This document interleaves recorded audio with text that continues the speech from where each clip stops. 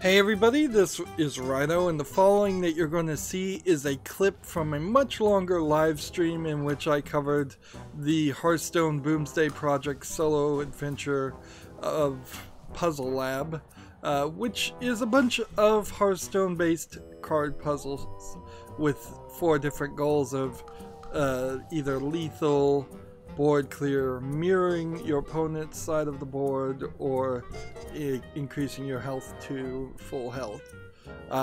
With the exception of the last handful of puzzles in the final tiers, I found most of these puzzles super simple, and because of that, I really don't feel like you're going to be very satisfied if you have to look up the solution, or if you do look up the solution without at least giving it a good 20 minutes to an hour. However, there are some that will undoubtedly confuse quite a few people, and that's what these solutions are for. Now, because this is a clip, it's just going to clip into the solution. You may not understand what I'm saying. I may get cut off, and that is fine. Remember, once you know the solution, you can't unknow the solution. So consider that before you watch too. And finally, I would ask that you like this video and subscribe to my channel. And when you subscribe to my channel, make sure you click the notification bell. Thank you. Here's the clip. We'll need to gather enough souls in a single batch. Try again. So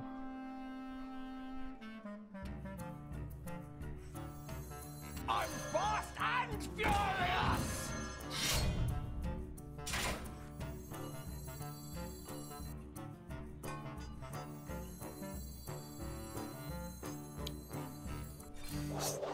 that.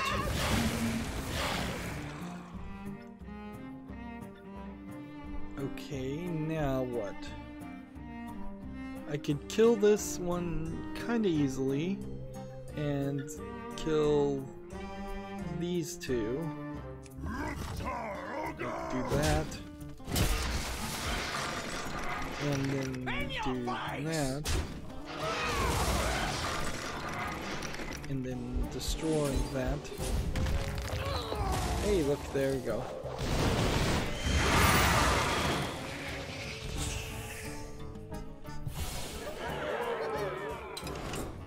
It is really good. So that was the solution to that puzzle. I'd like to take a moment to just share my general thoughts of the puzzles in general. For the most part, I found like lethal puzzles were the most difficult on average, but it's not really difficult to get up to the 4th tier on any of the puzzles. As you can see, I have now done everything and earned the card back, which is a pretty pathetic reward, but it's probably better to do that than what they did in the Knights of the Frozen Throne expansion, which was where you had to defeat the Lich King with all 9 of the character classes to, I believe, get the Lich King card. I think that's what you got. Maybe you just got a card back for that too. And these puzzles were certainly a lot easier and took less time than that did. Of course, this puzzle element is totally new to Hearthstone, and it's made me really think about how I'd be presenting this in the future.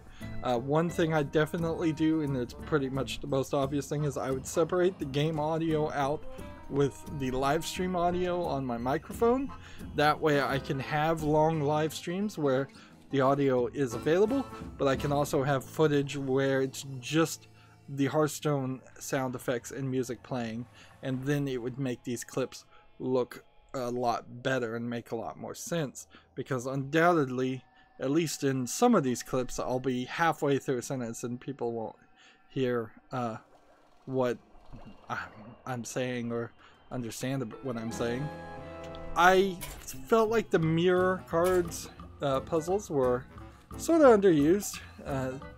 I kind of would like to look at the numbers, but they don't really show it, so it's very possible that the first tier of Lethal had 7 puzzles, and the first tier of Lethal of Mirror had like 5 puzzles, because they don't make that super obvious.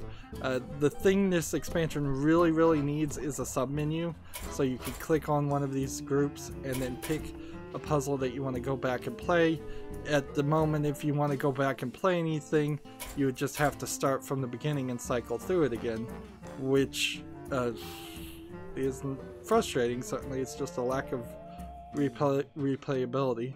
There was a super hard 999 damage full Northshire puzzle for the final Lethal spell, and then there was a rather hard couple of final tier board clear puzzles that in total I spent probably 15 hours on just those 3 puzzles of 35 hours of streaming.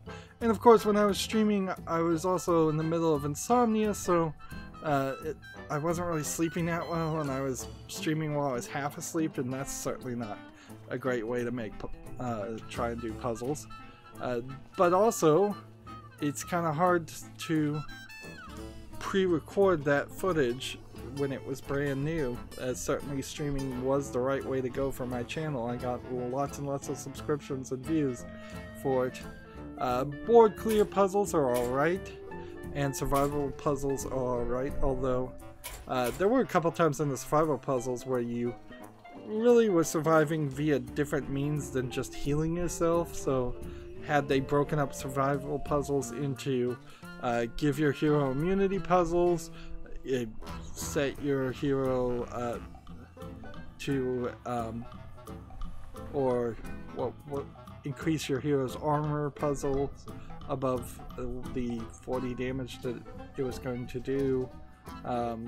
There was, I think, one other way that some of the puzzles had you increase, do other things other than increase your health.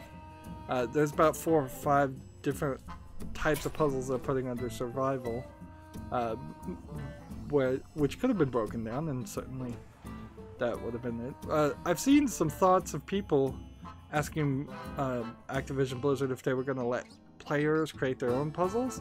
They said that was a great idea, but they have no plans to do it, so take that for what that is. I think that would be a great idea. I think puzzles could replace tavern brawls very easily, or at least they could swap between puzzles and tavern brawls. I kind of hope there isn't a daily quest that shows up where you have to do 5 puzzles to get 50 gold, because that would be annoying, particularly for people who have already finished it. Survival puzzles were fine, and board clear puzzles were a little hard, and mirror puzzles were fine. I think Lethal really stood at least a couple steps higher than in difficulty on average than any of the other puzzles. But there's also problems with a lot of the puzzles that were given in this expansion. They just didn't do a good job, in my opinion, of using cards that already existed. There's a bunch of cards from previous Solo Adventures expansions that have never been used in regular gameplay. They didn't bring any of those back. There's a lot of heroes that could have come back from the old Solo Adventures too. There's a bunch of cards that are wild that they really didn't play too much with any of those, and they really didn't play with the cards that are standard either. Instead, they introduced some cards that just don't exist in regular gameplay. So even if you solve a puzzle using a card, if the card doesn't exist, you've not learned anything, and that inherently gets to the problem with this puzzle systems. Unless Hearthstone decides to separate itself and redefine itself as this puzzle card game and ranked collectible card game in equal parts, these puzzles don't feel like playing Hearthstone. They don't feel like playing ranked, they don't feel like playing arena, they don't feel like doing a tavern brawl. Maybe some of the tavern brawls might feel a little bit like that. They also didn't feel like they really taught you too much as far as gameplay mechanics that people might be overlooking. Of course, I'm so far into this game, I've been playing it for so long, maybe it does teach some basic things that I'm just overlooking. But yeah, there's definitely some weirdness on the puzzles that they did make and how they made it.